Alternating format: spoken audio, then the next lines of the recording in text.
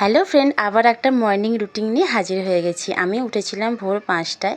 ৫টা থেকে ৬টা পর্যন্ত আমার যা যা কাজ থাকে সেগুলো সব করে তারপরে ছোটো ছেলেকে ঘুম থেকে তুলে ওকে রেডি করিয়ে দিয়ে স্কুল পাঠিয়ে দিয়েছি। ও কিন্তু যে কলা আর বাদাম খেয়ে স্কুল চলে গেছে।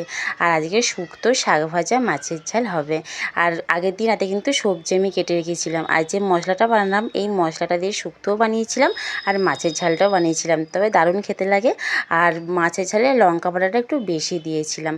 এদিকে বাবান কিন্তু 8টার সময় ঘুম থেকে উঠে কলা আর ডিম সেদ্ধ বাদাম খেয়ে পড়তে বসে গেছে। হাজবেন্ড গিয়ে পুজো করছে। ওর পুজো করে নেওয়ার পর আমি আর হাজবেন্ড দুজনে ডিম সেদ্ধ খেয়ে নিলাম, কলা খেয়ে নিলাম। তারপর আমি আবার রান্না করতে চলে এলাম।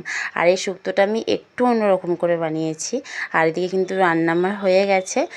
তারপরে বাবানকে তো খেতে দিয়ে দিয়েছি। 10টার মধ্যে আমার রান্না কমপ্লিট হয়ে গেছে। বাবানের স্নান টান সব কিছু কমপ্লিট। আমি কিন্তু বাবানের সঙ্গে খেয়ে নিয়েছিলাম, কারণ শরীরটা কদিন ভালো যাচ্ছে না। সকালেই ভাতটা খেয়ে নিচ্ছি। আর গরম গরম ভাত খেতে বেশ ভালোই লাগে। বাবানও চলে গেছে স্কুল।